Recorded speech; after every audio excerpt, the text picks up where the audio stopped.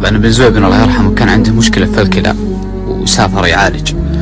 ولم يعد بعدها، توفى الله يغفر له. فقبل مغادرته كانت بنت له صغيرة تبكي عليه، داريه انه بيروح يمكن يعالج ولا، وتأثر هو من الموقف وقال قصيدة جميلة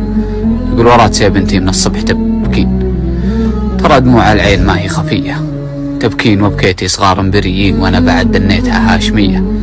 ملابسها والحزن ما هو بهالحين، فرقة الناس ما هي قضية،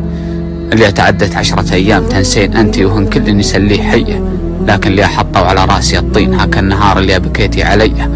وما دام أنا وأنتي على الأرض حيين يسعد عينك لو بكيتي شوية، والله لنسيت الزعل لين ترضين، ومهدلت الدنيا فجوجا فضية وحمات مثل حماية الجفن للعين، وكل شفتات اللي بغيتي شرية هي فتات ما شافت عيونك من الزين، لو ان متر الثوب من 500، لو اني اسجل على ذمتي دين زود على ما يملك انه هديه.